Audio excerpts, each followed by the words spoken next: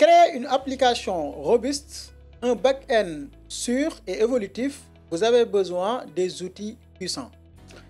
Nest.js aujourd'hui représente l'un des frameworks Node.js les plus utilisés et les plus populaires. Dans ce tutoriel, je vais vous montrer étape par étape comment créer une application avec Nest.js. Suivez chaque étape et appliquez ce que je vous donne comme indication.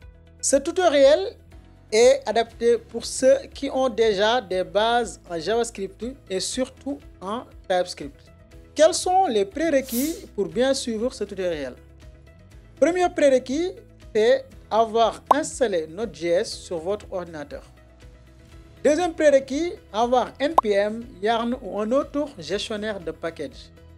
Troisième prérequis, avoir une connexion Internet pour pouvoir faire les installations. Avoir des bases de TypeScript, c'est un plus et je vous recommande de l'avoir avant de poursuivre. Ok, première étape, qu'est-ce qu'on fait? On va aller sur Google, on va taper node.js.org. Nous allons installer d'abord Node.js pour ceux qui ne l'ont pas encore installé. Sur nodejs.org, vous cliquez ici, Download Node.js LTS. Cliquez ici et vous téléchargez Node.js et vous l'installez. Moi, je l'avais déjà installé, donc je n'ai pas besoin de le réinstaller une deuxième fois. Qu'est-ce qu'on fait? Une fois installé, on peut tester l'installation en venant sur notre terminal, node-version, comme ça. Vous pouvez utiliser CMD ou bien terminal ou iTerm. Moi, je suis sur Warp. Donc, pour tester l'installation, on tape node-version. Pour tester l'installation d'NPM, on tape npm-version. Donc, j'ai Node 18, NPM 10. Mais la dernière version, c'est Node 22. Mais pour moi, je n'ai pas besoin de Node 22. Ça, c'est la première étape avant d'avancer sur le tutoriel. Donc, dans ce tutoriel, comme objectif, vous allez apprendre les bases de Nest.js. Vous allez créer une API RESTful avec Nest.js. Vous allez aussi implémenter les fonctionnalités CRUD de base, créer, modifier, supprimer et lire.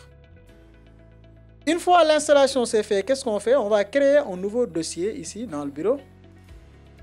Je vais mettre par exemple backend avec Nest.js. Voilà. Ensuite, je vais ouvrir le projet avec Visual Studio Code. Vous avez différentes approches, différentes manières de le faire. Qu'est-ce que je vais faire? Je vais aller sur le dossier racine. Ensuite, je sélectionne ici. Je fais entrer. Comme vous le voyez, si je mets ls, il n'y a rien dans ce dossier. Comme j'avais d'autres dossiers, je vais sortir. Je vais mettre code. Voilà. Code nous permet d'ouvrir Visual Studio Code. Voilà, comme vous le voyez. Pour le moment, le dossier est vide. Voilà. Qu'est-ce qu'on fait? En premier lieu, on va installer Nest.js globalement sur notre ordinateur. Donc, qu'est-ce qu'on tape ici? Regardez très bien les commandes. On va mettre npm install -g @nestjs/cli. Donc, cette commande permet d'installer Nest.js globalement sur votre ordinateur. Quel est l'avantage de l'installer globalement? Avec l'installation globale, vous avez la possibilité d'exécuter les commandes Nest.js facilement partout dans votre ordinateur. Donc, qu'est-ce qu'on fait? Une fois l'installation c'est fait, on va créer un nouveau projet Nest.js. Donc, pour créer un projet Nest.js, on tape la commande Nest, ensuite New. Comme nous allons créer une application de recettes simple. Par exemple, une application pour les Indiens. Donc, eux, ils aiment beaucoup manger. On va créer une application qui leur permettra de savoir quel plat manger, quels sont les ingrédients de chaque plat. Ok. Je vais mettre recipe comme ça, backend comme ça. C'est le nom du projet, nom de l'application. Ensuite, je clique sur Entrée. Voilà. Comme vous le voyez, il me demande quel est le gestionnaire de package que je veux utiliser. Donc, je vais lui dire NPM, de garder NPM, Entrée. Voilà. Vous voyez, il est en train d'installer des packages. Bon, Nest.js quand même va créer beaucoup de dossiers. On va attendre un peu qu'il termine. Voilà, on va attendre quelques minutes. Voilà.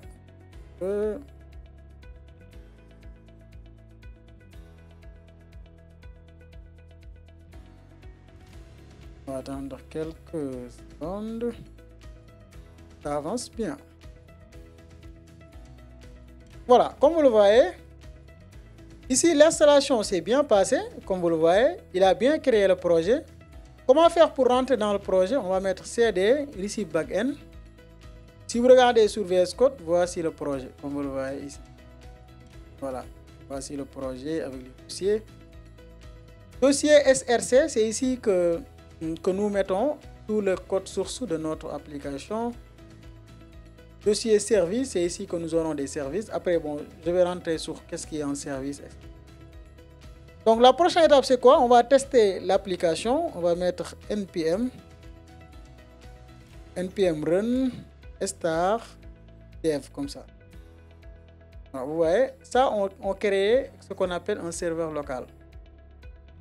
Voilà, s'il n'y a pas d'erreur, Nest.js vous dira sur quel port il a démarré l'application. C'est quoi le port ici? On va ouvrir ici notre navigateur et on va taper localhost 3000.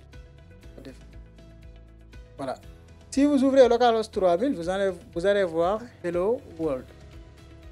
Hello World, il est où? Il est ici. On va changer ça par Bonjour Kharala. Si on actualise, nous avons Bonjour Kharala. Ouais. Donc, si vous avez ce code, c'est que Nest.js est bien installé. Quelle est la prochaine étape? L'étape 2, nous allons créer ce qu'on appelle un module. Comme Nest.js, c'est un framework bien établi avec des règles, comme on dit, il y a deux types de frameworks. Il y a des frameworks unopinionated, c'est-à-dire des frameworks où il n'y a aucune opinion établie. Vous êtes libre de choisir comment structurer votre projet. Mais il y a d'autres frameworks qui vous exigent une structure et une architecture bien définie. Nest.js fait partie de la deuxième catégorie. Qu'est-ce qu'on va créer en première? Nous allons générer ce qu'on appelle un module. Generate module. Nous allons générer notre premier module que nous allons appeler receive. Comme ça. Dans le dossier du projet. Okay? On va ouvrir encore ici. Si vous ouvrez le projet, vous allez voir que Nest.js a créé un nouveau dossier ici, receive.module. Donc, il a créé le dossier pour gérer l'application de façon modulaire. Une fois créé, qu'est-ce qu'on va faire? On va créer ce qu'on appelle des services et un contrôleur. Donc, on va faire ça. Nest generate service. On va créer notre premier service. Service gère tout ce qui est comment on appelle tout ce qui est la logique de l'application, logique de récupération de données, etc. Ici, comme ça. Ensuite, la dernière étape, on va générer ce qu'on appelle un contrôleur. Contrôleur ici. OK. Donc, si on regarde bien ici, receive, nous avons un contrôleur qui est là. Vous voyez? Nous avons notre... Bon, ça, c'est le spec pour faire des tests. Nous avons receive.module.tsc. Nous avons aussi les services. Voilà, ça, c'est très important. La prochaine étape, c'est quoi? Nous allons créer ce qu'on appelle un modèle. La représentation de nos données. On va aller sur... on va créer sur interface...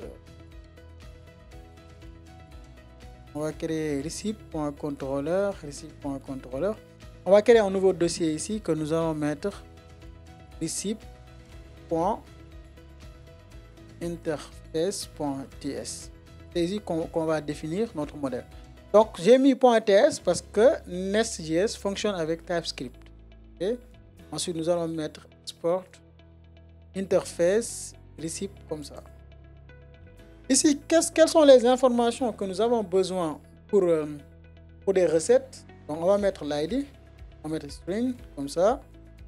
Après l'ID, title, string aussi. Description, string.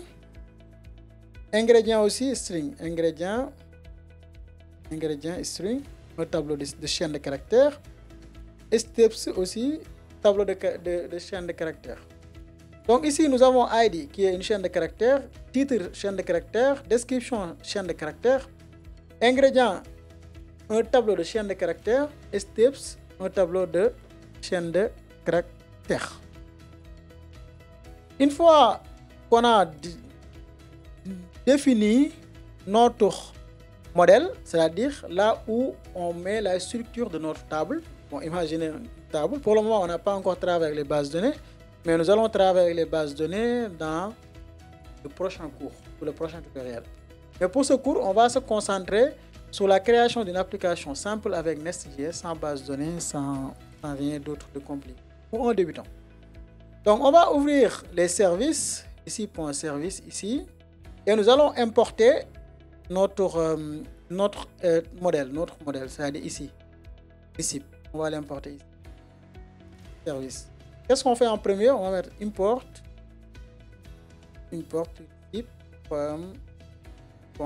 receipt from receipt.interface. Voilà.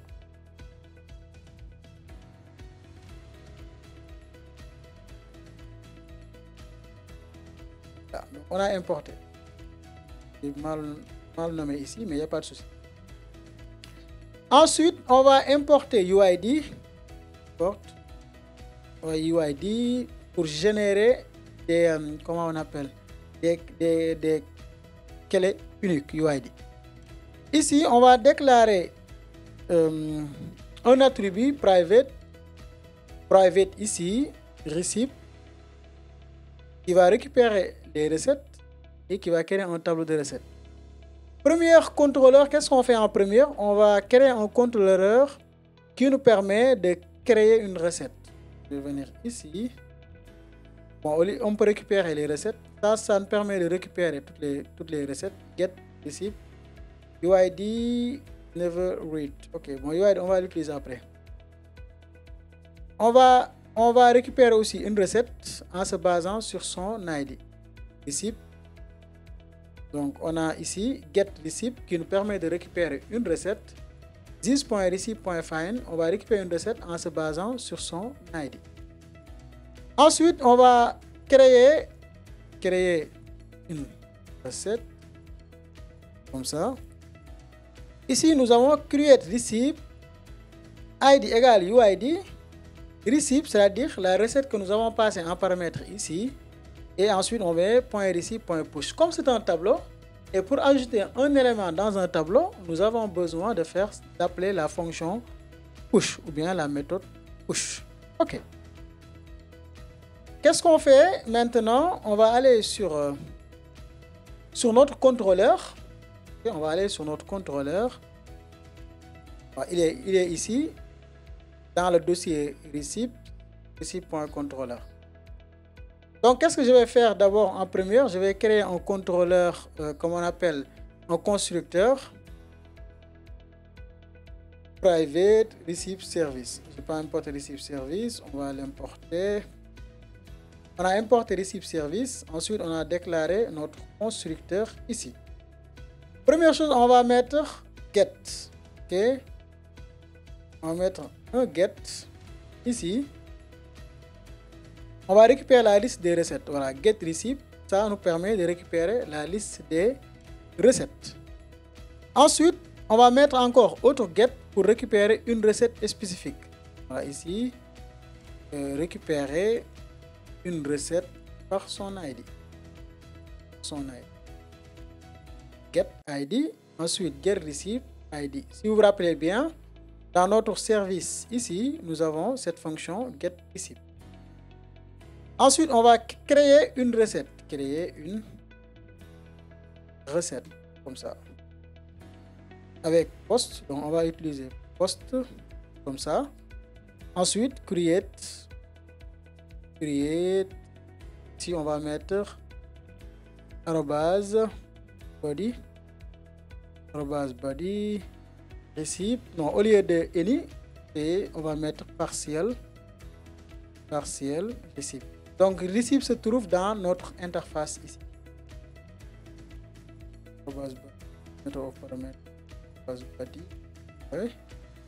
On crée receipt. Time parameter but required.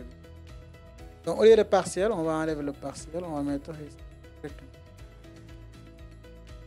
Donc on crée une recette comme ça. Donc vous voyez, on a notre URL qui permet de créer et une URL qui permet de récupérer. Donc pour tester l'API, nous avons différentes solutions. On peut utiliser l'outil qu'on appelle ici Postman. Je vous recommande de le télécharger ici. Postman, vous pouvez le télécharger gratuitement. Maintenant, chaque contrôleur crée ce qu'on appelle une route. Une route, c'est un URL qui vous permet d'accéder à votre application. Donc ici, on a receipt. Ça veut dire que le URL s'appelle receipt. On va aller sur Google, localhost/receipt, comme ça. Vous voyez, il a dit cannot get not found. On va vérifier si on a bien. So,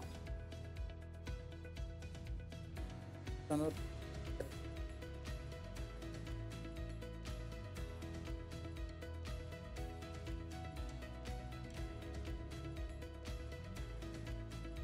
Le serveur n'a pas démarré, donc on va installer UID. npm install UID. Donc on va installer UID d'abord. Voilà, c'est bon. Maintenant, si on démarre le serveur, normalement ça doit marcher. S'il n'y a pas d'erreur, ça va fonctionner. Voilà, zéro erreur. On actualise, nous avons un receipt. Donc ça veut dire que c'est vide. Nous n'avons aucune recette. Donc pour créer une recette, nous avons besoin d'utiliser Postman. Moi, je l'avais déjà installé. Je vais l'ouvrir directement ici. Voilà. Postman est là. Vous n'avez pas besoin de compte. On va cliquer ici sur l'onglet. Et en haut, on met l'adresse URL. Comme vous le voyez. Si je clique sur envoyer send, vous voyez qu'il n'y a aucune recette. Qu'est-ce que je vais faire? Je vais créer une recette. Je sélectionne body. Ensuite, je sélectionne form row. Ensuite, ici, je mets JSON. Ok, j'ai mis JSON ici. Donc, qu'est-ce que je vais faire? Je vais ouvrir VS Code ici. Je vais regarder les champs qui sont. Il y a ID, title, description. Donc, on va mettre d'abord ID. Bon, je vais essayer de construire le tableau.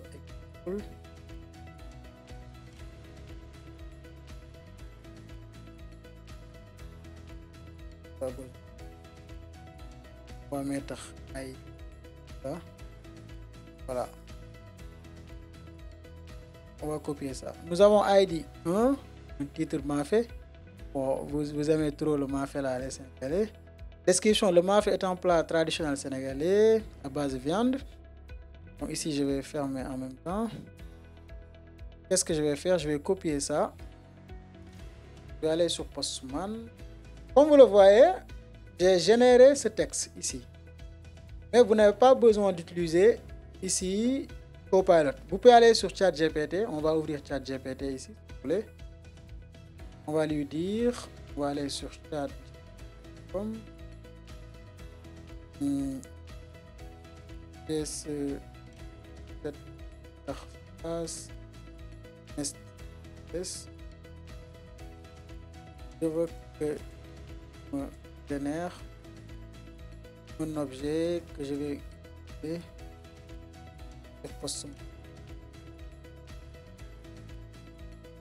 Normalement, ChatGPT pourra vous répondre.